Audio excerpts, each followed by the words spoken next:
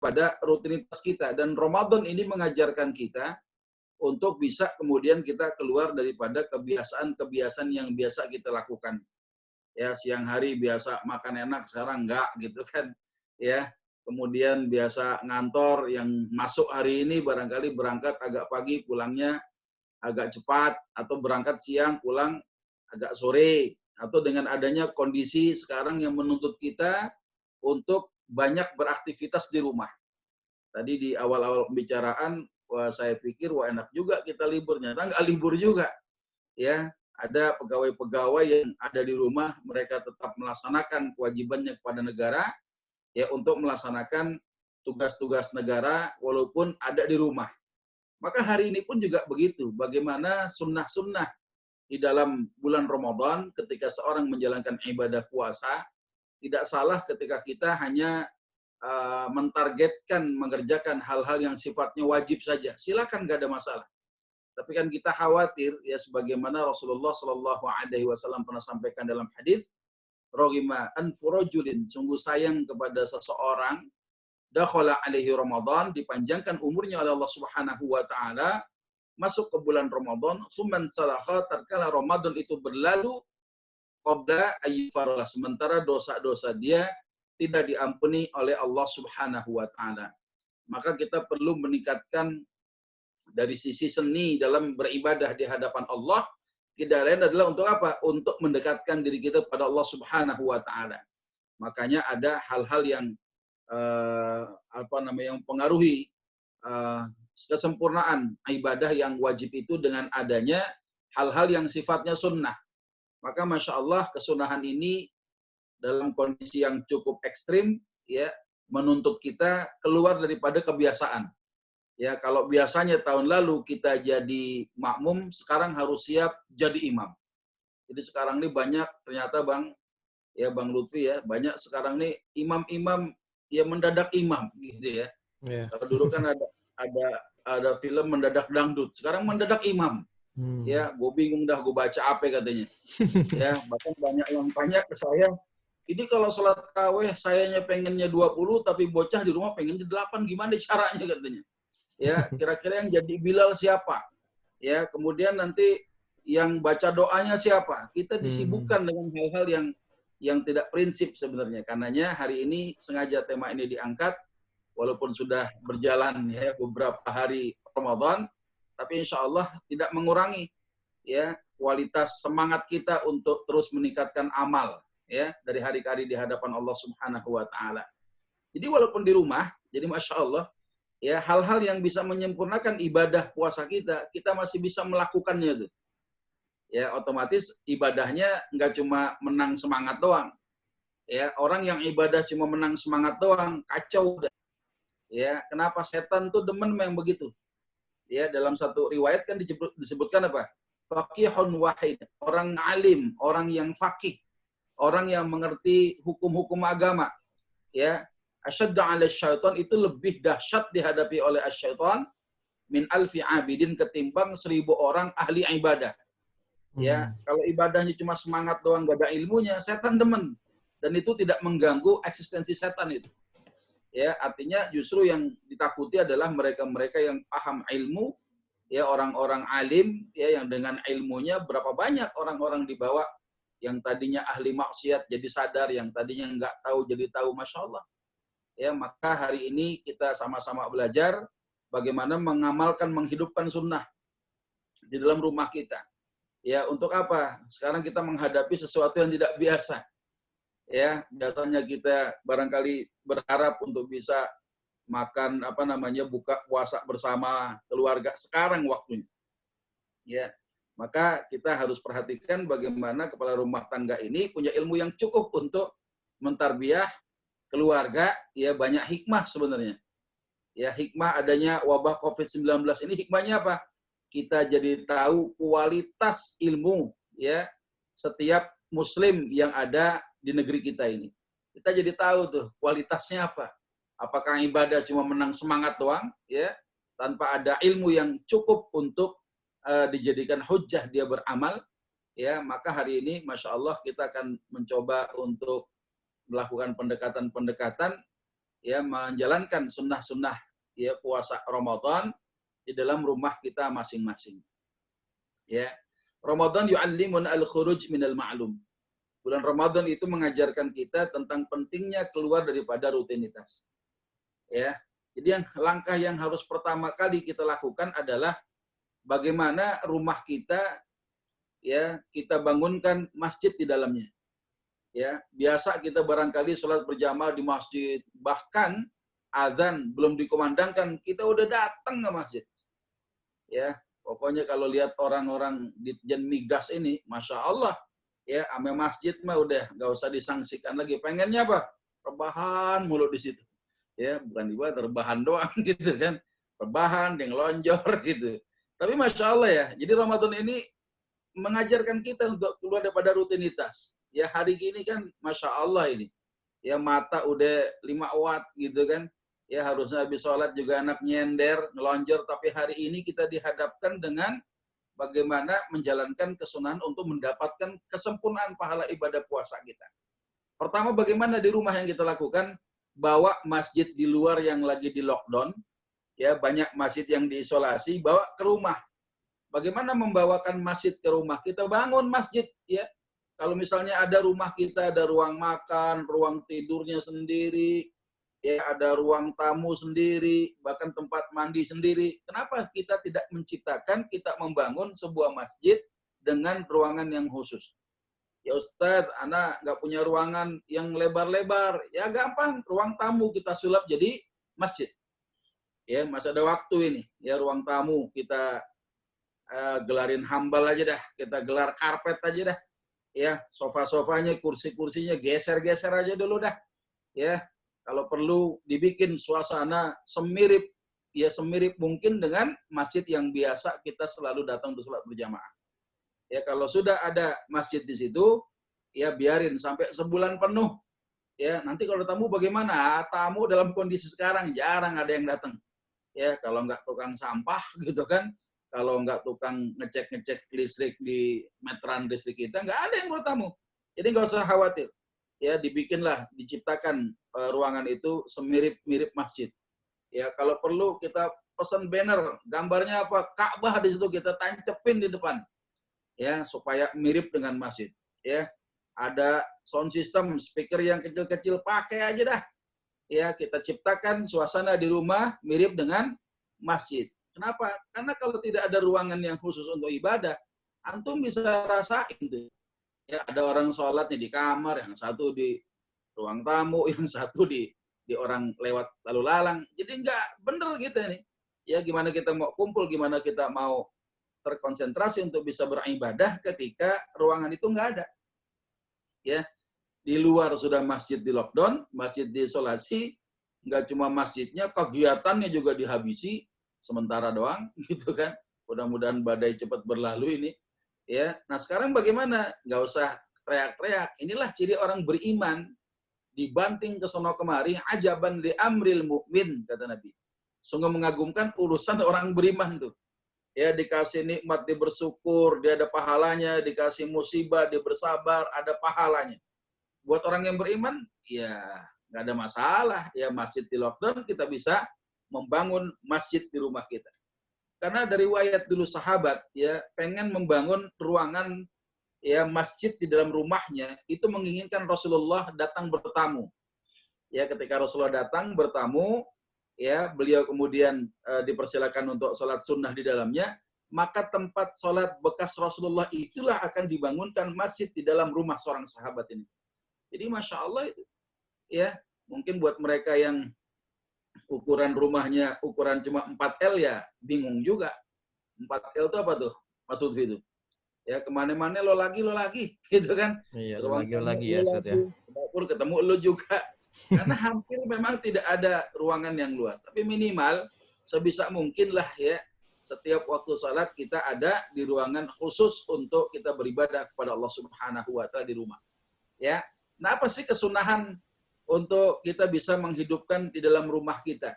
Ya, saya suka seringkali memberikan pelajaran bahwa makan sahur itu jangan dianggap enteng. Sekalipun itu perkara hal yang sifatnya sunnah. Ya, salah satu fadilah makan sahur ya di samping ada keberkahan di dalamnya. Qala Rasulullah sallallahu alaihi wasallam, "Innallaha wa malaikatahu yusalluna 'alal mutasahhirin." Ya, sesungguhnya Allah Subhanahu wa taala, "Innallaha wa malaikatahu yusalluna 'alal mutasahhirin." Sesungguhnya Allah Subhanahu wa taala dan para malaikatnya bersolawat atas orang-orang yang makan sahur. Ya, Allah bersolawat kepada orang yang makan sahur ini, menurunkan berkah, turunkan rahmat kepada orang ini.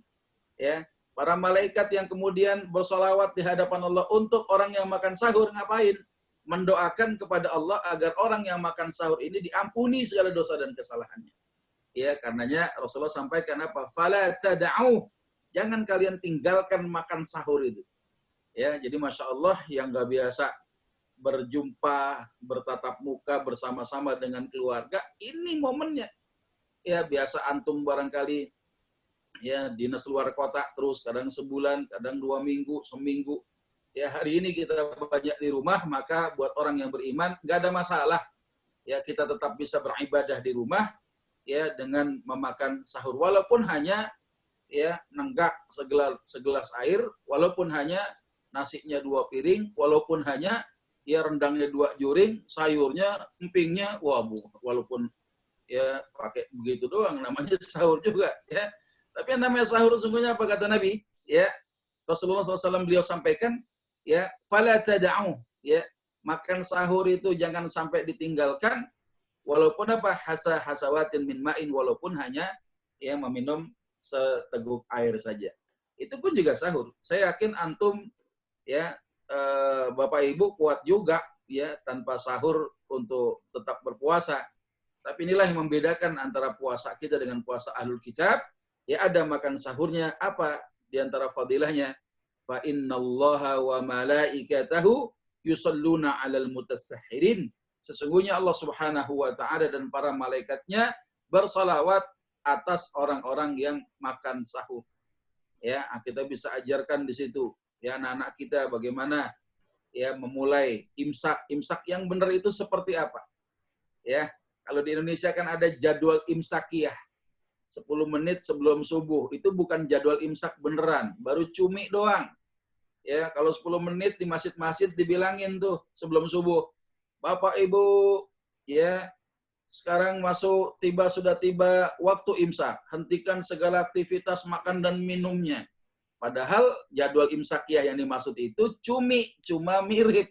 Ya, artinya jadwal imsakiyah itu belum ya dianggap sebagai batas orang memulai untuk menahan hal-hal yang membatalkan puasa kita. Ya, justru jadwal imsak itu yang asli kata ulama, jumhur ulama adalah ya pada saat fajar itu muncul. Fajar apa? Fajar shadiq. Ya, fajar shadiq itu ada di waktu subuh, masuk sholat subuh. Itulah yang dimaksud dengan imsak itu sendiri. Ya, nah ini Masya Allah kita bisa mengajarkan keluarga kita dengan mengamalkan sunnah yang sesuai dengan aturan-aturan syariat itu sendiri. Dan biasanya Rasulullah SAW beliau mentakhir untuk makan sahur hingga mendekati waktu subuh. Ya, kalau sekarang ini ya adzan subuhnya jam 4:30 lewat dikit, ya kira-kira jam 4 kurang seperempat lah antum memulai makan sahur itu. Ya, itu sudah siap dengan apa? Udah mandi, udah siap dengan baju komisnya, ya, wangi juga gitu kan. Kenapa? Kita pengen datengin masjid di rumah kita. Ya, jangan iler kemana-mana tuh. Ya, makan gitu kan, akhirnya nggak ketemu-temu juga waktu berjamaah untuk keluarga. Jadi Rasulullah biasa mentakhir untuk makan sahur hingga mendekati waktu subuh. Ya. Nah, sekarang bagaimana hukum ketika makan sahur ketika adzan subuh? Ya, karena ada orang-orang sementara di luar sana yang membolehkan ketika makan sahur walaupun sudah adzan subuh. Ini saya rasa perlu dilurus juga ya. Bagaimana cara meluruskannya ini? Coba kita lihat, ada 2 hadis ini. Qala Rasulullah sallallahu alaihi wasallam, "Idza sami'a ahadukumun nida wal inahu ala yadihi fala tad'hu." Kalau ada seorang di antaramu mendengar azan sementara piring masih di tangan, artinya dia masih ada hajat makannya tuh. Ya, jangan letakkan piring itu, terusin makannya hatta yaqdiya hajatahu minhu, sampai kelar urusan makannya itu. Ya, jadi walaupun azan masih tetap boleh kita makan. Nah, yang jadi masalah adalah istinbat terhadap dalil ini, istinbat hukum terhadap dalil ini, apakah dia termasuk masalah puasa? Karena asbabul wurud ya terkait dengan adanya hadis ini muncul ya perihal tentang adanya kewajiban sholat.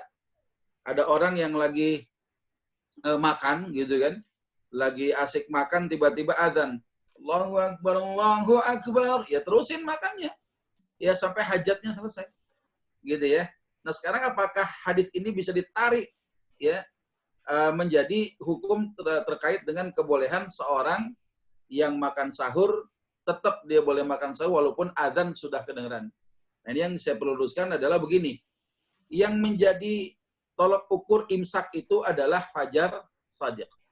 Ya, ada fajar kadzib, ada fajar shadiq. Fajar kadzib itu fajar bohongan, ya. Biasanya di langit terang kayak buntut serigala, gitu kan. Gak lama dia gelap lagi. Itu namanya fajar bohong. Ya, ada fajar shadiq, fajar yang beneran. Ketika dia terang, terang terus. Ini waktu subuh namanya. Ya, fajar muncul di waktu subuh dan akhir waktu subuh adalah munculnya matahari. Ya, dan imsak itu dimulai semenjak ya munculnya fajar itu.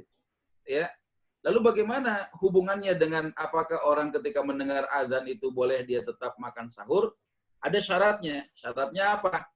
Azannya seperti di masa Rasulullah Shallallahu Alaihi Wasallam.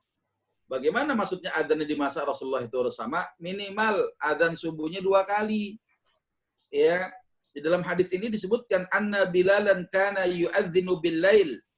Ya, tatkala Bilal azan di waktu malam, faqala Rasulullah sallallahu alaihi wasallam, kulu washrabu. Ya, kemudian Rasulullah perintahkan apa? Ya, makan dan minumlah kalian. Kalau bahasa kita sekarang sahur, sahur, Bang, sahur, Bang. Ya. Disuruh apa? Orang-orang pada makan sahur. Kenapa? Karena azannya Bilal pada waktu itu belum masuk waktu subuh. Ya. Sampai kapan makannya? Hatta yu'adzina Ibnu Ummi Maktum. Sampai terdengar nanti azannya Ibnu Ummi Maktum. Fa innahu la yu'adzinu hatta yatlu'al fajr. Karena Ibnu Ummi Maktum tidaklah azan kecuali fajar telah tulu. Fajar telah muncul fajar shadiqnya. Maka ya nggak bener juga kalau azan subuhnya cuma sekali, ya tiba-tiba antum bukan kesiangan, kesubuhan gitu, makan sahur keluarga kesubuhan, ngamalin ya hadis yang tadi ini yang penempatannya tidak sesuai. Nah sehingga kalau ada orang sudah masuk fajar shadiq, dia dengar azan masih ngembat juga tuh makanan, langsung dianggap dia telah membatalkan puasa dia. Hati-hati tuh Bang. Ya, nah ini anak-anak kita ini nggak paham kadang-kala. Ya, karenanya tetap walaupun kita di rumah, kita bisa tetap mengamalkan sunnah ya sesuai dengan aturan-aturan syariat di dalam rumah-rumah kita masing-masing. Ya, nah, termasuk juga kita berharap tahun lalu ya antum sebagai orang yang senantiasa pagi berangkat pulang sore kadang nggak ngejar bisa berbuka puasa bersama keluarga. Sekarang udah waktunya bersyukur aja sama Allah dah. Ya, nah pada saat kita berbuka puasa kita bisa ngecek bagaimana keadaan keluarga kita. Ya, tetap menghidupkan sunnah bagaimana Rasulullah ketika berbuka puasa beliau mentakjilnya, menyegerakan untuk berbuka puasa. Ya, ini kadang-kala kita nggak tahu aturan juga. Makanan sedemikian banyak, ya katanya mentakjil tapi yang disikat semua padahal sekedar membatalkan dengan meminum air saja itu sudah dianggap mentakjil. Ya, menyegerakan untuk berbuka puasa dan kita mendapatkan sunnahnya Rasulullah Sallallahu Alaihi Wasallam. Cuma masalahnya adalah ya ada fadilah orang yang berbuka puasa itu ya lisaim inda fitrihi da'watun la turad. Ya sebagaimana Rasulullah sampaikan dalam hadis ini bagi orang yang berpuasa ketika dia sedang berbuka ada doa yang tidak akan ditolak di hadapan Allah Subhanahu wa taala. Ya pada saat dia berbuka puasa ada doa yang tidak ditolak. Bagaimana ya mengamalkan sunnah buka puasa di rumah ini? Ya, apakah doa dulu baru buka batalin puasa atau batalkan puasa dulu baru berdoa? Kira-kira yang mana di Bang Lutfi yang antum pilih nih?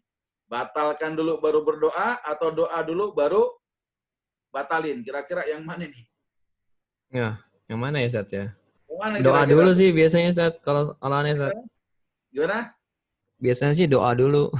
Doa dulu ya. Doa dulu baru Nggak tahu deh. batalin. Yang benar gimana itu Ustaz? Nah, jadi ketika maghrib sudah berkumandang adzan maghrib dan itu seiring dengan tenggelamnya matahari, maka tugas yang harus kita lakukan kesunahannya adalah kita menyegerakan untuk batalkan puasa dulu, walaupun hanya sekedar baca apa?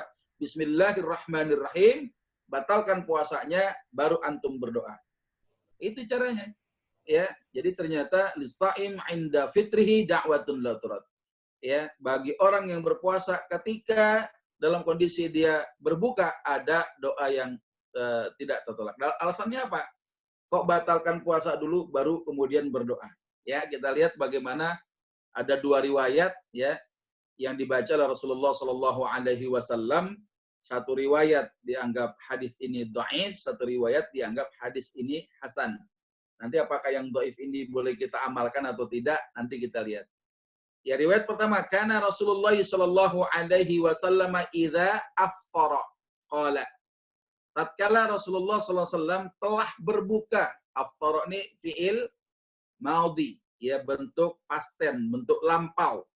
Ya, tatkala Rasulullah telah berbuka, qala, beliau mengucapkan, Allahumma laka sumtu wa ala rizqika aftartu fataqabbal minni innaka antas samiul alim.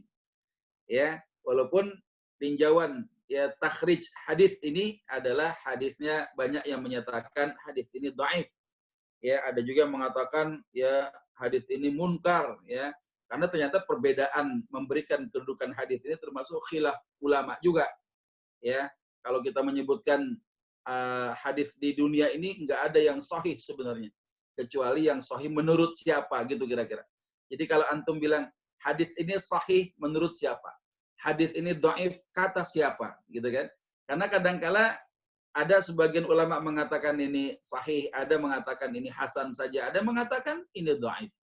Ya, jadi kita harus jujur mulai sekarang gitu ya.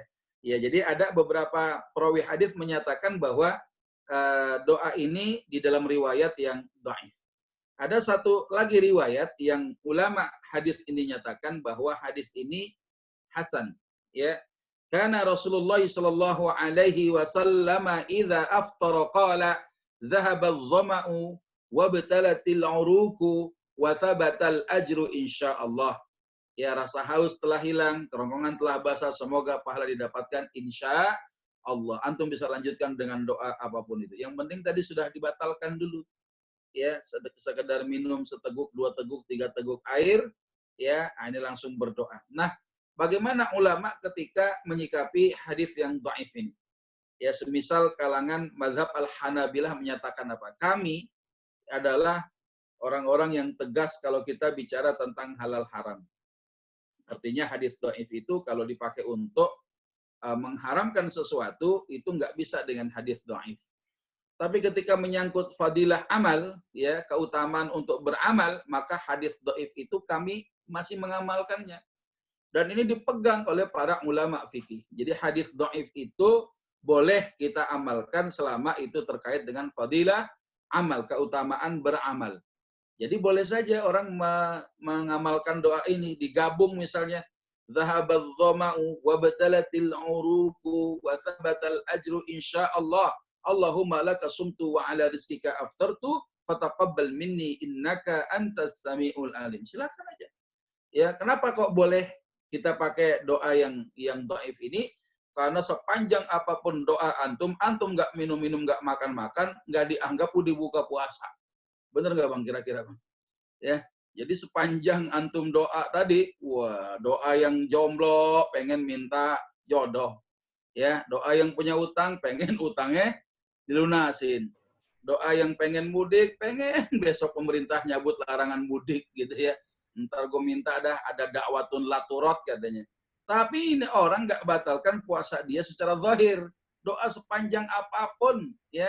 Ini bukan syarat batalnya puasa seseorang. Ya, jadi bukan syarat, doa ini bukan termasuk syarat pembatalan ibadah puasa seseorang. Ya, jadi yang batalkan adalah hal-hal yang membatalkan puasa ketika dilakukan pada saat dia berbuka, maka dianggap puasa dia hari itu telah selesai. Ini jadi tidak perlu ada pertentangan lagi, oh, ini dhaif, ini hasan gitu ya. Nah, ini sekedar apa? Fadilah amal, ya, keutamaan untuk beramal bisa kita amalkan. Ya, termasuk juga tidak ada yang menghalangi antum tetap bisa memberi makan orang yang berbuka puasa. Bagaimana caranya? Wong saya nggak boleh keluar, panggil Gojek, ya, panggil Grab, ojol kita panggil, bang, disampein nih bang, ya, ini saya punya lontong 5, bakwannya 3, ada kolaknya 3 bungkus, kasih Ustadz Ibnu Rahman tuh di Kuningan tuh, ya, misalnya begitu, ya, ini modus ini hari ini, gitu ya. Ntar jangan-jangan lebih ceramah nanyain alamat. Di mana Ustaz alamatnya? Masya Allah tuh langsung belajar, langsung diamalin. Ini kan yang cakep sebenarnya. Ya, jadi antum bisa tetap memberikan makan orang yang berbuka puasa, minimal apa? Keluarga kita. Ya, ada emak, ada mertua, ya enggak? Ada anak, ada bini. Belum lagi yang punya bini lebih daripada 1. Masya Allah. Ya, berapa tempat dikasih makan tuh kan? Ya, nah ini kan Masya Allah nih. Apa kata Nabi? Man fattara sha'iman kana lahu mithlu ajri ghairu annahu la yunqas min ajri shaim syai'. Orang yang ngasih makan orang yang berpuasa saat dia berbuka, pahalanya sama kayak orang yang berpuasa tanpa ngurangin pahala dia. Ya, jadi tetap bisa, Bang. Antum gak usah keluar-luar di rumah, keluar daripada rumah gitu kan, orang kerumun berebut. Udah panggil ojol aja dah. Antum mau kasih tuh buka puasa buat siapa? Panggil. Ya, Bang Ojol antarkan ini ke satu tempat. Si fulan, kasih si fulan, kasih si fulana. Insya Allah ya itu bisa kita lakukan walaupun kita masih ada di dalam rumah kita masing-masing. Ya, dahsyat tuh deh. Nanti antum dihisap di hadapan Allah, ya puasanya enggak cuma 30 hari paling lama. Ya, berapa? 1.000.000 hari. Kok bisa 1.000.000 hari? Ternyata orang yang antum kasih makan selama bulan Ramadan itu 1.000.000 orang yang dia berpuasa saat dia berbuka. Masya Allah. Nah, apalagi sekarang nih kan, orang lagi kan di kondisi pandemi begini. Ya, supaya kita banyak sedekah, ya berikan kalau saya mengistilahkan apa? Berbagi kesusahan. Saya ngalamin susah, kagak enak. Biar orang nggak susah juga, gue bagi lu, bagi kesusahan. Ya, walaupun nggak seberapa, tapi insya Allah. Ya, nah ini ternyata masih bisa kita lakukan.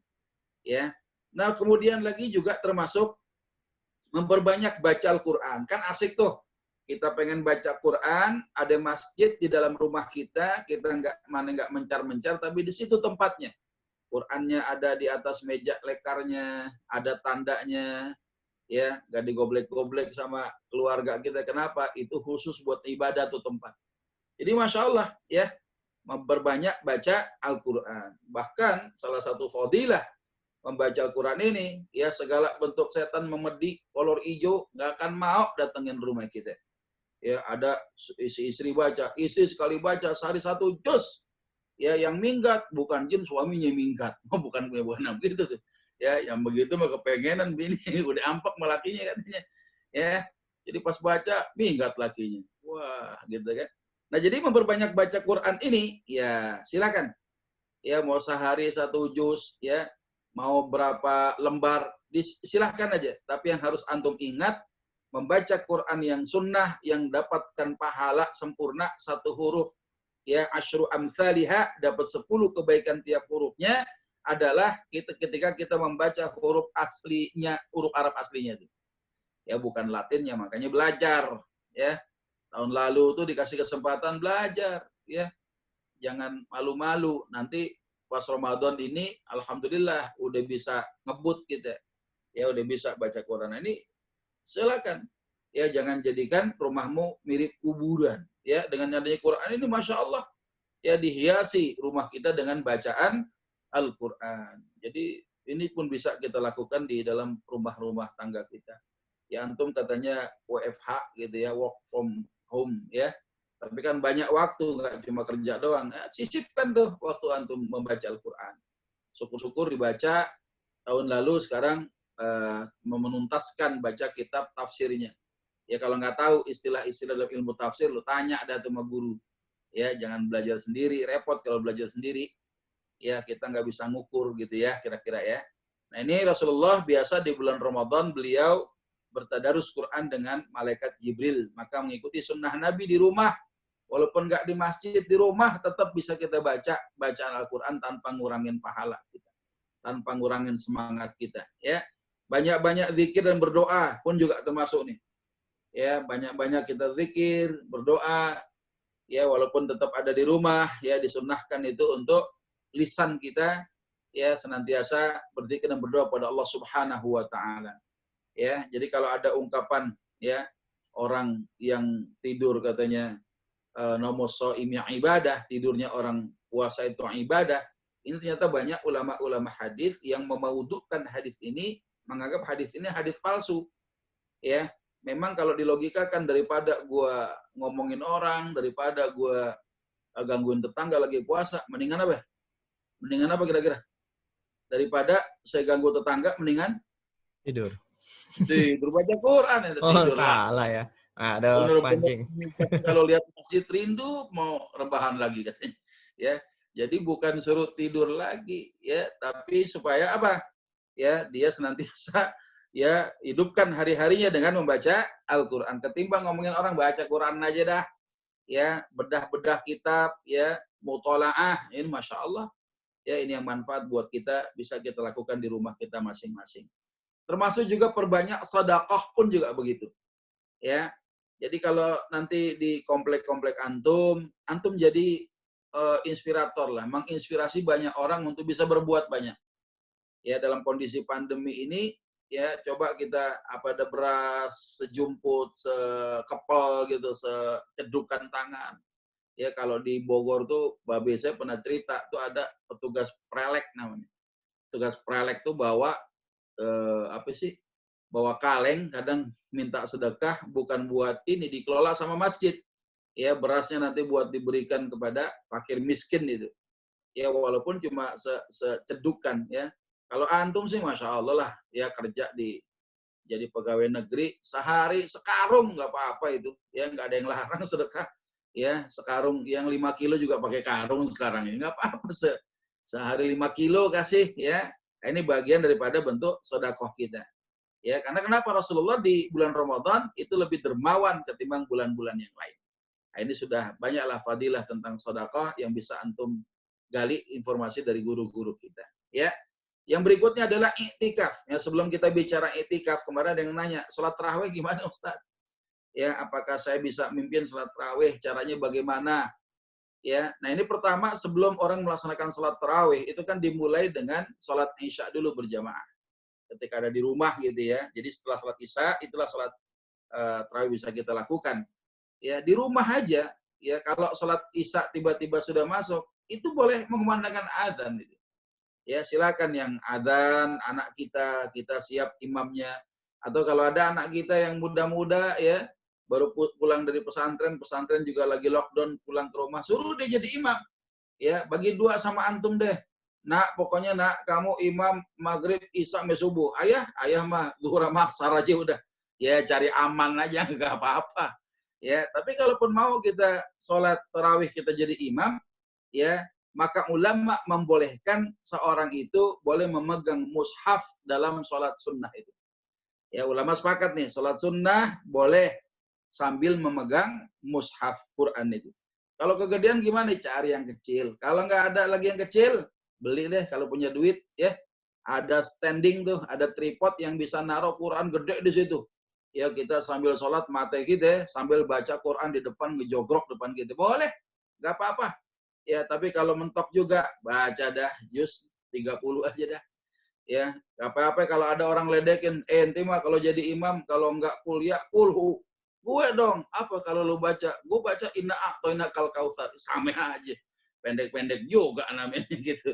Ya, tapi enggak apa-apalah, yang penting kita sholat baca surah yang kedua ba'dal Fatihah itu sunnah saja.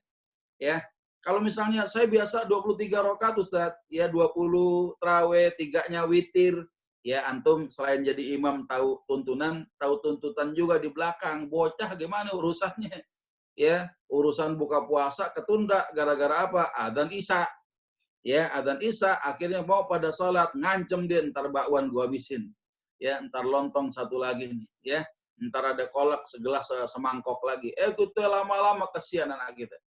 Ya, akhirnya apa? Baru mulai sholat dapat ya 6 rakaat, tiba-tiba pas nengok udah kagak ada bocah kita. Ada yang nongkrong makanin bakwan, ada yang nongkrong makanin es campur. Ya, emaknya juga gerah Pak, kelamaan. Akhirnya begitu. Jadi boleh dengan ya 8 rakaat salat tarawih, 3-nya adalah salat sunnah witir. Udah cari yang ringan-ringan aja, aman udah. Ya, kenapa? Karena sholat tarawih itu boleh dilakukan berjamaah, boleh sendirian. Boleh di masjid berjamaahnya, boleh juga di rumah. Jangankan begitu yang kagak sholat tarawih aja kagak ngapa-ngapa, ya karena itu sifatnya sunnah, tapi rugi. Ya, mereka yang tidak mendapatkan kesunahan cuma ada di bulan Ramadan sholat tarawih. Itu bulan-bulan lain kagak ada. Ya, adanya hanya di bulan Ramadan. Nah, kalau kita bicara tentang iktikaf, ya, bagaimana bicara tentang iktikaf ini, ada orang mengatakan iktikaf itu sunnahnya 10 hari terakhir. Ya, kita kayak orang nyantren aja di dalam masjid tuh nggak pulang-pulang. Kalau Bang Toyib 2 kali puasa, 2 kali lebaran. Ya, kalau ente bukan Bang Toyib, ente Bang Lutfi. Ya, pulangnya paling nggak pulang 10 hari aja dah. Ya, apakah harus iktikaf 10 hari dan harus di masjid? Ya, nah ini beberapa pandangan para ulama ya terkait dengan masalah iktikaf ini. Ya, kita lihat ini yang menyejukkan hati kita. Ternyata batasan waktu tentang iktikaf ya ulama berbeda-beda pendapat tuh. Ya, batasan waktu atau syarat orang iktikaf itu kita coba lihat. Ya, pertama mazhab Al-Hanafiyah menyatakan orang iktikaf itu berdiam di dalam masjid yang biasanya didirikan sholat berjamaah. Ya, ada orang ada masjid di kampungnya itu, masjid itu biasa didirikan sholat 5 waktu berjamaah, ada imam tetapnya. Nah, syaratnya bagaimana mau iktikaf? Dia disertai dengan puasa. Kalau sudah puasa berarti siang itu ada di masjid. Ya, ini kata Al-Hanafiyah. Kata ulama Al-Malikiyah, yang namanya iktikaf adalah berdiamnya seorang muslim yang mumayyiz. Mumayyiz ini adalah anak usia 7 tahun di bawah usia baligh. Ya, di dalam sebuah masjid yang boleh didatangi semua orang. Ini disebut dengan masjid jami'. Ya, masjidnya umum, Bang. Ya, bukan masjid keluarga. Kan kadang-kala ada klaster keluarga tuh. Dia ngebangun musola di situ. Orang lain nggak boleh masuk. Keluarga doang. Yang begitu nggak bisa buat iktikaf. Ya, ini kalau kita mau lihat pendapat ulama dulu ya. Sebelum kita bicara masalah rumah. Ya. Nah, ini diiringi dengan niat puasa. Dengan ada puasanya. Ya. Nah, ini minimal sehari semalam. Ya. Nah, kenapa dua ulama ini menyatakan harus ada puasanya? Kata Nabi apa? La i'tikafa illa bisawm. Iktikaf tidak sah kecuali kalau diiringi dengan adanya puasa. Nah, hadis ini menjadi hujah dalil kelompok Al-Hanafiyah dengan kelompok Al-Malikiyah yang namanya iktikaf kudu sambil puasa juga. Berarti kan siang malam ya. Ya, jadi malamnya ada di situ, siangnya juga ada di situ. Karena nggak mungkin puasanya malam, nggak mungkin. Kalau puasa jima, iya. Karena di dalam masjid itu kagak boleh melakukan hal-hal yang merusak kehormatan masjid itu sendiri. Nah, sementara kata ulama Syafi'i, yang namanya iktikaf berdiam seseorang dengan kriteria khusus dalam masjid dengan niat. Ya, termasuk juga Al-Hanabilah menyatakan ya berdiam di masjid untuk beribadah dengan tata cara tertentu, sekurang-kurangnya orang itu dianggap menetap di situ. Ya. Nah, ini bagaimana waktu durasi orang dianggap iktikaf itu? Apakah harus 10 hari 10 malam? Karena kalau dalam kondisi normal travel itu lagi panen itu kan. Dia ngegelontorkan program iktikaf di Masjid Nabawi, di Masjidil Haram, dan itu harganya lumayan. Ya, cuma orang yang punya duit doang ya yang bisa mengambil program iktikaf di Al-Haram dengan Masjid Nabawi. Ya, kenapa? Cukup mahal juga program itu. Apakah harus 10 hari 10 malam? Ya. Nah, di sini ulama berbeda pendapat ini. Waktu iktikaf ya. Ulama sepakat iktikaf itu dianjurkan pada semua waktu di bulan Ramadan maupun bulan yang lain. Bulan, tapi yang paling utama bulan Ramadan, dan seluruh harinya itu disunnahkan. Ya, walaupun ada kesunahan dan yang itu dimaklum oleh para ulama ya adalah 10 hari terakhir bulan Ramadan. Ya, cuma ada pendapat yang memberikan informasi tentang perbedaan durasinya itu. Kata Al-Hanafiyah berpendapat, iktikaf itu sunnah walaupun dalam waktu yang singkat. Tapi yang waktu singkat ini berarti ukurannya di puasa. Ya, siang-siang itu berarti kalau dia melakukan siang-siang ya dia puasa gitu, karena malam nggak dianggap. Itu kira-kira. Ya, kata Al-Malikiyah minimal sehari semalam. Ya, tapi lebih utama tidak kurang dari 10 hari terakhir bulan Ramadan. Ya, ini sehari semalam nih. Jadi yang disebut dengan i'tikaf itu kalau dia menetap di masjid sehari semalam. Ya, plus dia puasa. Sementara ini pendapat yang meringankan kita. Ulama Syafi'i berpendapat i'tikaf disyaratkan dalam tempo yang disebut dengan menetap atau berdiam diri. Apa sih yang disebut dengan menetap, kata ulama Syafi'iyah itu? Orang yang kalau sudah masuk masjid, dia berdiam diri, ya sekedar misalnya dia zikir, dia berdoa, baca Fatihah, walaupun hanya dalam waktu orang itu ruku saja. Ya, orang ruku kan tumak ninah itu dia baca bacaan tasbih, ya, dia agak lama sedikit, itu waktu yang dibolehkan. Orang tuh boleh iktikaf dalam kondisi waktu yang kayak gitu. Jadi kalau ada orang sholat di sebelahnya, dia ruku, antum niat iktikaf di situ sepanjang dia ruku, sampai kemudian i'tidal, antum sudah dianggap beriktikaf pada waktu itu. Ya, ini kata ulama Syafi'iyah.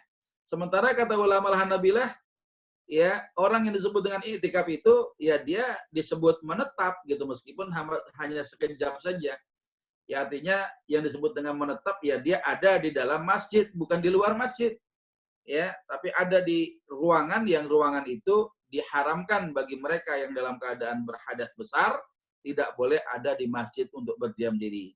Nah, ini yang barangkali ya, hal yang terkait dengan i'tikaf. Lalu bagaimana kalau masjidnya kita nggak bisa datang? Udah dah, i'tikaf itu kan sunnah, ya.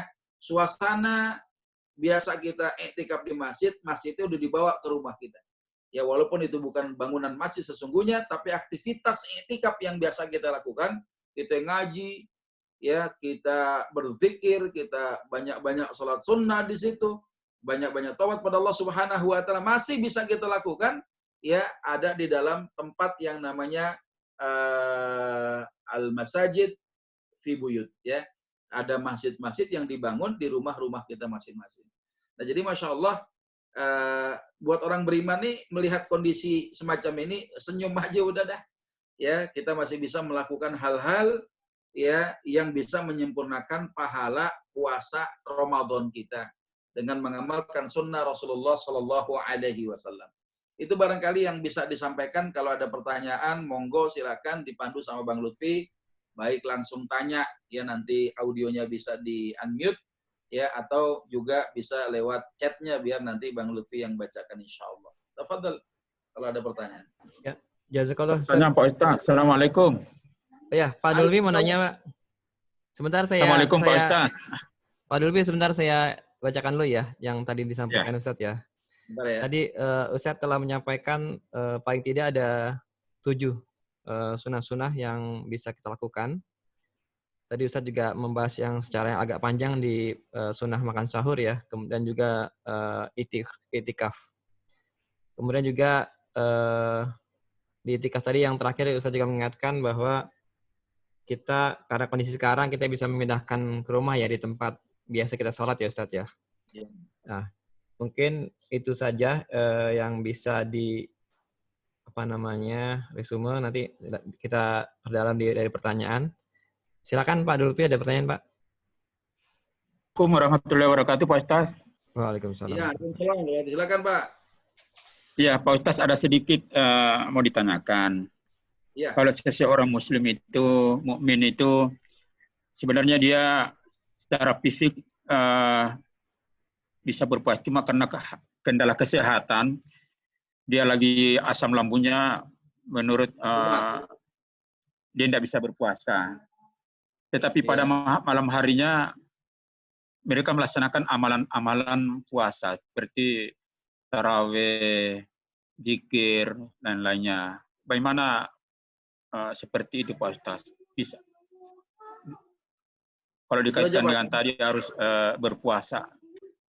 Iya. Itu aja Pak Ustaz. Assalamualaikum warahmatullahi wabarakatuh. Waalaikumsalam warahmatullahi wabarakatuh. Bismillahirrahmanirrahim. Dalam Islam ada 2 keadaan ketika orang terhalang melakukan kewajiban, ada yang namanya halangan, itu disebut dengan uzur. Ya, 2 keadaan itu yang disebut dengan uzur ketika seorang mengalami al-masyaqqah. Al-masyaqqah ini adalah kalau ada orang tidak segera mengambil tindakan bisa menemukan kesulitan. Maka di antara kesulitan itu ada at-taisir, kemudahan. Antum tak bisa sholat berdiri, antum boleh sambil duduk. Tak bisa duduk sambil berbaring dan seterusnya. Ya. Nah, ini yang disebut dengan rukhsah, ada keringanan ketika orang mengalami al-masyaqqah. Kemudian yang kedua ad-darurah. Ad-darurah maknanya apa? Kalau ada orang tidak mengambil tindakan dengan segera, ya maka itu bisa berakibat nyawa dirinya dan nyawa orang lain bisa melayang. Karenanya dalam kondisi ad-darurah yang diharamkan saja itu bisa berubah. Ad-darurat tubihul mahzurat. Yang namanya kedaruratan itu membolehkan yang dilarang. Yang haram jadi boleh, dapat ma'fu, bentuk pemaafan dari Allah Subhanahu wa taala. Nah, sekarang bagaimana kriteria orang sakit yang mendapatkan rukhsah boleh nggak puasa ketika dia sakitnya masuk syarat, dia boleh nggak puasa, dia tidak dianggap berdosa di sisi Allah, ya, tapi kewajiban itu nggak gugur, dia wajib mengganti di hari yang lain. Apakah dengan mengqadhanya atau dengan bayar fidyah, nanti kita bahas. Nah, sekarang bagaimana orang yang boleh mendapatkan rukhsah untuk tidak puasa, sebagaimana Pak Dulpi sampaikan tadi, kondisinya orang tuh sakit, asam lambungnya naik. Kata dokter, lu mah nggak usah puasa, Bang. Ya, kalau lu puasa nih, waduh, ini mafsadat yang muncul. Kenapa? Sakit lambungmu tuh, ya, asam lambungnya sudah naik sampai masuk ke ulu hati. Nah, ini kalau seandainya tidak mendapatkan asupan makan yang cukup, ya ini ya bisa berakibat mafsadat.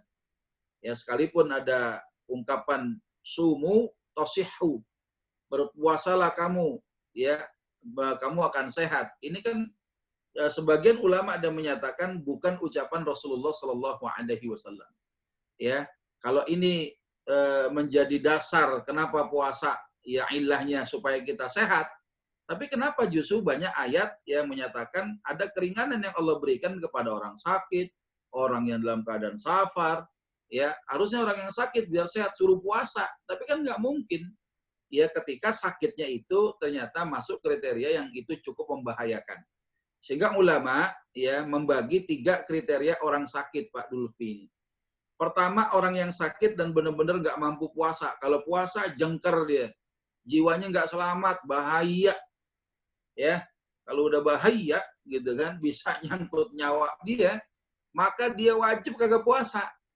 Ya, kalau dia puasa haram bisa puasanya. Kenapa? Karena dia melakukan puasa yang membuat dia binasa. Ya, ini ibadah makanya jangan pakai perasaan. Kalau pakai perasaan, ya setan demen. Akhirnya konyol.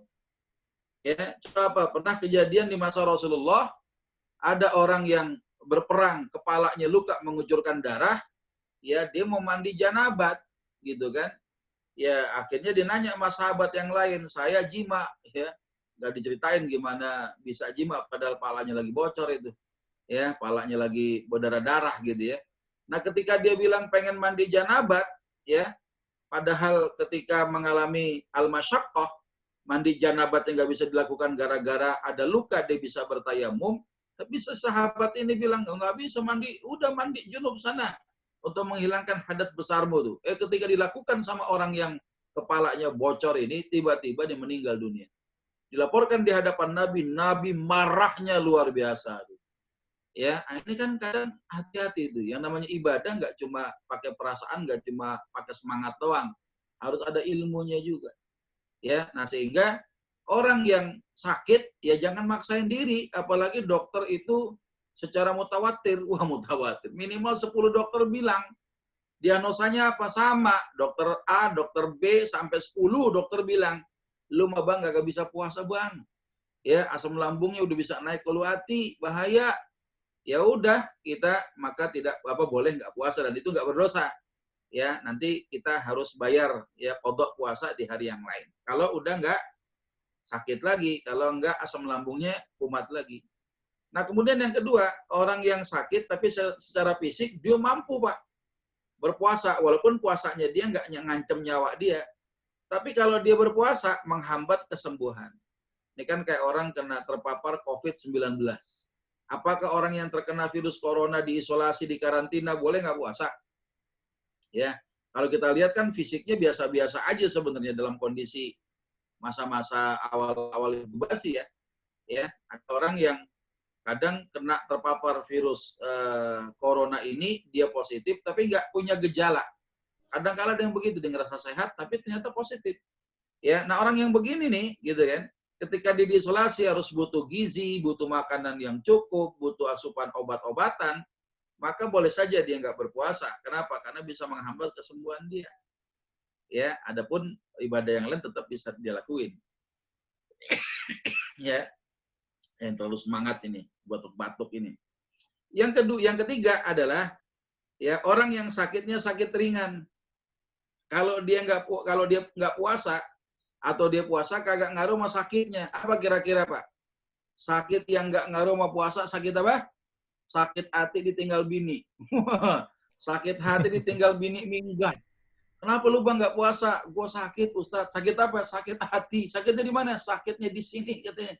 Ya. Tuh kalau ada orang bilang sakitnya sakit hati gara-gara diputusin sama bini gitu kan, ditinggal minggat sama bini, dia tiba-tiba nggak puasa, maka dia telah melakukan bentuk keharaman di hadapan Allah, dia bermaksiat di hadapan Allah Subhanahu wa taala. Kenapa? Karena sakitnya dia bukan sakit yang mendapatkan rukhsah, boleh nggak puasa. Nah, ada orang yang antum sebutkan tadi, kalau dipakai puasa mah nggak kuat, tapi kalau dipakai sholat boleh, ya udah urusannya kan nggak ngaruh. Kalau dia nggak makan, ya, dia kagak minum, bisa berpengaruh dengan asam lambungnya. Tapi kalau dia bicara tentang sholat kan ya nggak harus sambil makan gitu kan. Ya dia masih bisa, nggak ada masalah dia melakukan sholat, melakukan ibadah-ibadah yang lain, nggak ada masalah. Silakan aja. Tapi untuk masalah puasanya dia mendapatkan rukhsah, boleh nggak puasa, tapi nanti gantinya mengqadha puasa di hari yang lain. Ya, nah ini untuk orang yang sakit ini. Nanti kalau dia sembuh, dia wajib mengqadha puasanya. Bagaimana Ustadz, Anda punya engkong, si engkong ini faktor U dia, kakek Anda udah lanjut usia, dia sakit-sakitan, setiap tahun tidak bisa diharapkan kesembuhannya. Ya, Ramadan tahun lalu nggak puasa, sekarang Ramadan sekarang apa lagi? Bagaimana dia mengganti puasanya? Wong nggak dikasih sehat-sehat ma Allah. Nah, dalam kondisi ini, ya ulama sepakat bahwasannya orang ini boleh cukup membayar fidyah saja. Ya, kapan bayar fidyahnya? Sekarang juga boleh. Ya, apalagi kalau tahu banget nih, tahu banget foto aja nih. Ya, tahu banget bahwa si kakek kita ini biasa nggak puasa sebulan penuh. Bayar fidyahnya boleh nggak walaupun baru 4 hari ini? Ya, kita 26 hari tambah 4 30 hari. Seharinya itu kalau nggak puasa 1 mud per hari. Ya, ukuran 1 mud itu sebanyak kalau Nabi menceduk tepung seukuran telapak tangan orang Madinah. Tapi kita kan nggak pernah tahu telapak tangan Nabi itu gedenya kayak apa. Ya, telapak tangan orang Madinah lebarnya kayak apa. Maka kita mengikuti mentaklid perhitungan kontemporer para ulama. 1 mud itu kira-kira 688 ml. Setengah liter lebih, Pak. Ya, itu bahan makanan pokok, boleh dibayarkan sekarang. Ya, ini manfaat banget ini. Kenapa? Karena banyak orang-orang yang gara-gara virus corona ini ekonomi kita lumpuh, Pak.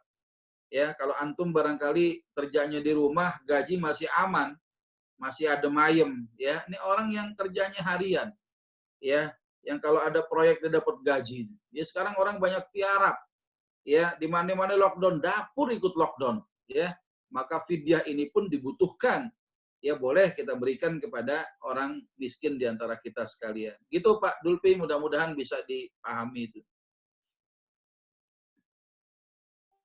Terima kasih banyak Pak Ustaz. Ya, insya Allah, mudah-mudahan. Ya, selanjutnya ada pertanyaan lagi, Ustaz. Mungkin satu pertanyaan terakhir ya, karena waktu juga sudah hampir setengah 2. Dari Pak Umar Yadi, silakan Pak Umar Yadi pertanyaan. Ya.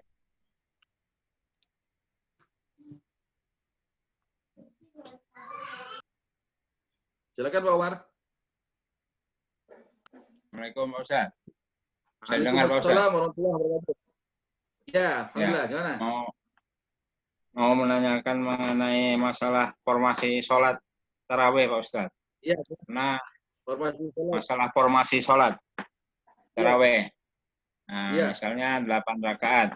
ada yang mengerjakan sistem informasi 4-4-3. Ya. Kemudian ada yang mengerjakan 2-2. Ya. Witirnya 1 kali salam dan ada yang 2 kali salam. Ya. Bagaimana umpamanya dalam sholat 20 rakaat itu dibikin formasi seperti itu bagaimana? Ya. Makasih Itu sebelumnya, aja. Ustaz. Ya, Assalamualaikum. Waalaikumsalam warahmatullahi wabarakatuh. Jadi kalau kita melihat bagaimana tata cara pelaksanaan sholat tarawih di antara kita sekalian, ada yang mengatakan 20, ada yang mengatakan 8, tambah 3 witirnya. Di awal dari penentuan rokaatnya saja itu mendapatkan informasi riwayat yang tidak cukup valid tuh Pak. Ya, jadi ternyata dua-dua riwayat tentang kejelasan Rasulullah sholat tarawih itu apakah 20, apakah 8 ini masih diperselisihkan oleh para ulama sebenarnya. Ya, tapi keberuntungan bagi mereka yang sholatnya 20 rakaat ini pernah dilakukan oleh sahabat Umar bin Khattab radhiyallahu an yang pada waktu itu menghidupkan sholat berjamaah tarawih di masjid yang pada waktu itu Ubay bin Ka'ab yang menjadi imamnya, dan yang dilakukan oleh sahabat Ubay bin Ka'ab radhiyallahu an, beliau melakukan sholat sunat tarawih 20 rakaat. Nah, apakah pelaksanaannya 2 salam atau 4 rakaat itu salam? Ini kan terkait dengan pemahaman daripada hadis yang diriwayatkan oleh Sayyidah Aisyah itu. Ya, sholat malamnya Rasulullah itu diceritakan oleh beliau ini ada 8 rakaat. Ya, di rakaat yang keempat beliau istirahat dan itu cukup panjang. Nah, orang memahaminya adalah 4 rakaat itu maksudnya 4 rakaat dengan 1 salam, 1 tasyahud, 1. Ya, memahaminya itu. Ya, padahal kalau kemudian ada ulama berpendapat lagi yang dimaksud dengan 4 rakaat itu maksudnya 2 rakaat, 4 rakaat pertama, gitu kan? 2 rakaat salam, 2 rakaat salam yang bacaan tiap rakaatnya panjangnya luar biasa. Kita nggak sanggup jadi makmumnya Rasulullah SAW sekarang itu. Ya, bacaannya panjang, lama rukunya, ya itu kira-kira seperti lama bacaan setengah bacaan surah Al-Baqarah. Jadi kalau orang ngaji ya baca surah Al-Baqarah ya 200-an sekian ayat itu, ini separohnya orang ngaji itu lamanya rukunya Rasulullah. Nah, sehingga ada waktu istirahatnya saat sholat itu. Kapan? 4 rakaat pertama. Orang memahaminya adalah ini 4 rakaat nih, kemudian salam. Ini 4 rakaat kemudian salam. Ya silakan aja. Ya, selama dia memang orang yang posisinya sebagai seorang muqallid, ya orang yang taklid, ya mengikuti pendapat ulama, maka fatwa ijtihad ulama menjadi dalil buat dia. Ya, dia boleh ikut 4 rakaat salam, 4 rakaat salam, atau 2 rakaat salam, 2 rakaat salam. Atau dimodifikasi. Modifikasinya apa? Yang 20 rakaat bikin aja lah ya 4 rakaat salam, 4 rakaat salam, jadi pas 5 sesi itu selesai gitu kira-kira. Ya, supaya nggak banyak. Silakan aja. Tapi memang ini jarang dilakukan. Ya, untuk yang 20 punya ciri yang khas biasanya 2 salam, 2 salam. Kadang yang 8 rakaat saja ada 2 tata cara juga. Ya, kadang 4 kemudian salam, atau 2 rakaat salam, 2 rakaat salam. Dan begitu pun juga termasuk ya sholat witirnya. Ada yang 2 rakaat tambah 1 rakaat, ada yang mengatakan ya 3 rakaat. Ini juga termasuk perselisihan ulama. Lalu bagaimana, apa yang harus kita lakukan? Dua-duanya bisa kita lakukan. Kecuali antum jadi imam aja. Kalau antum jadi imam, ya antum amalkan sesuai dengan pengamalan yang biasa antum lakukan. Tapi kalau jadi makmum, ya nyari yang tektok dengan amalan yang antum yakinin itu susah. Ya, mau di sini rakaatnya begini, mau ke sono ininya begitu. Ya, akhirnya antum nggak jadi sholat juga di masjid, misal ya. Nah, sehingga kalau antum kondisinya jadi imam, ya sudah, boleh amalkan sesuai dengan kebiasaan antum sendiri, dan itu diterima oleh makmumnya. Ya, makmumnya ridha gitu ya, dipimpin sama antum dan mau diatur gitu kira-kira. Dan dalam kondisi makmuman, antum sebagai orang yang kondisinya sebagai makmum, ada kuncinya apa? Innama ju'ilal imam liyu'tamma bihi. Jadikan imam itu untuk dipatuhi. Ya, Ya udah kalau dia patuh kepada imam ya udah imamnya 4 salam ikut. Ya, yang 2 rakaat salam ikut, yang witirnya 2 rakaat 1 rakaat ngikut, yang langsung 3 rakaat juga ngikut. Ya, jadi nggak ada masalah. Toh yang kita ributkan itu pengamalannya apa? Hanya berkisar masalah sholat sunnah saja sebenarnya. Ya, ada orang yang ribut-ribut, gue nggak mau pusing-pusing, gue nggak sholat tarawih dah.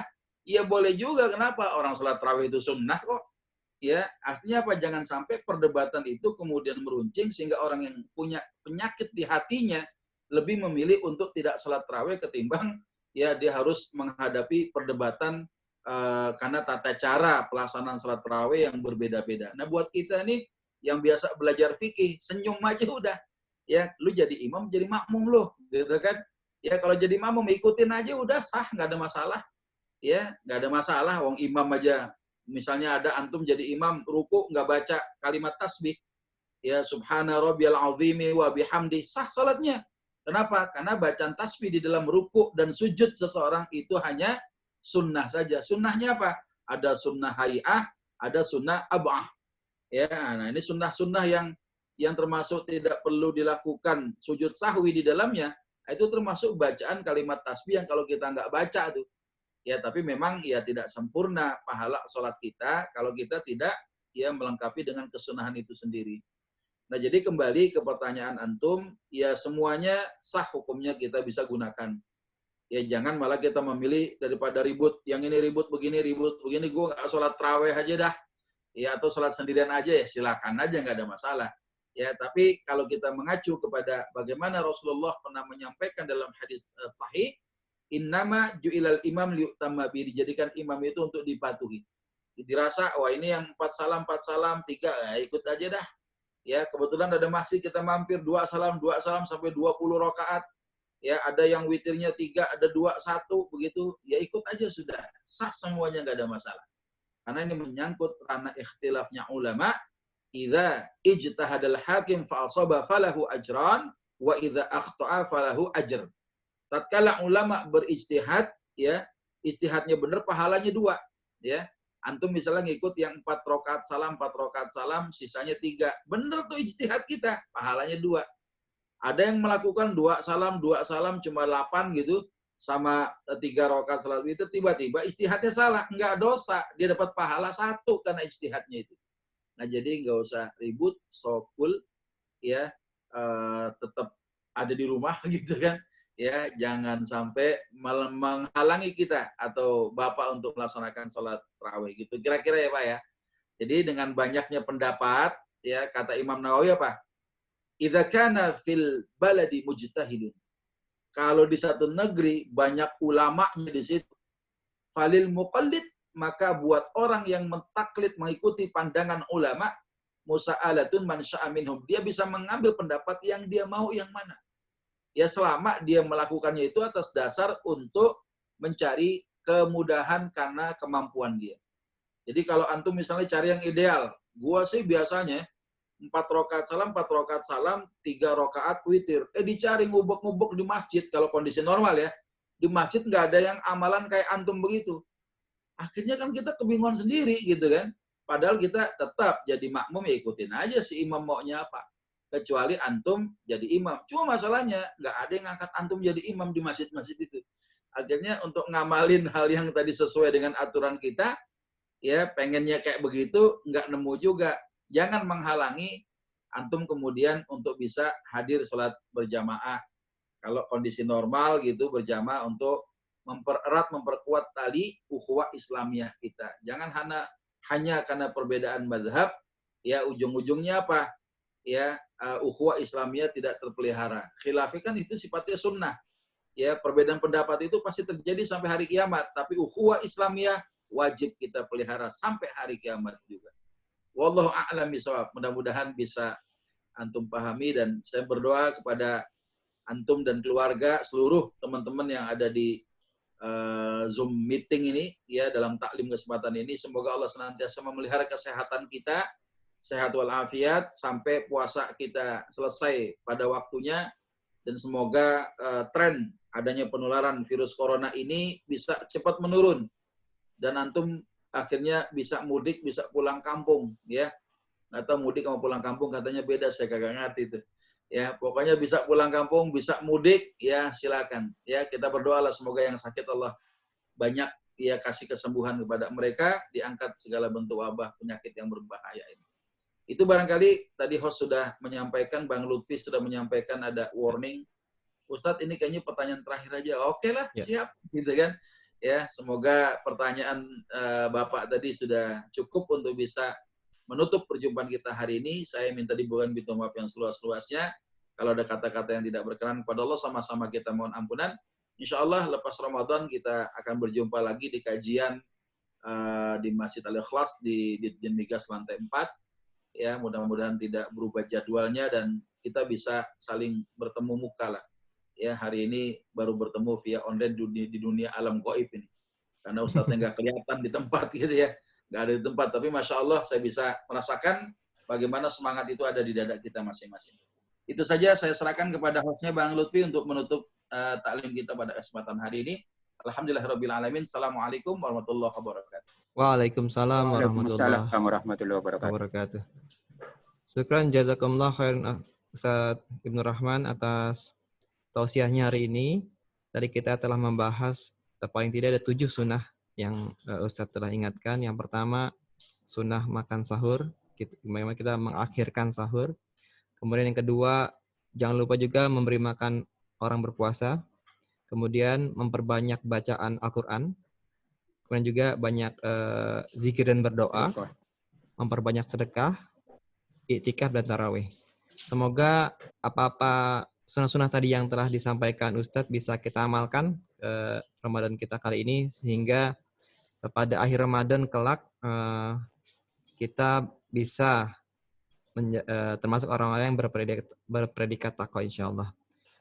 Sekali lagi juga dari host menyiapkan terima kasih jazakallahu khairan kepada juga teman-teman yang sudah hadir, ada tadi 20 orang. Kita tutup pertemuan kita dengan doa penutup majelis. Subhanaka Allahumma wa bihamdika asyhadu alla ilaha illa anta astaghfiruka wa atubu ilaik. Sampai ketemu lagi Ustaz di lain kesempatan insyaallah di Bigas. Insyaallah. Semoga ini cepat berakhir Ustaz ya. Iya, insyaallah. Terima kasih Pak Ustaz. Ya, Assalamualaikum. Assalamualaikum warahmatullahi wabarakatuh. Ya, saya izin pamit ya. Mohon maaf lahir batin. Assalamualaikum warahmatullahi wabarakatuh. Waalaikumsalam. Waalaikumsalam.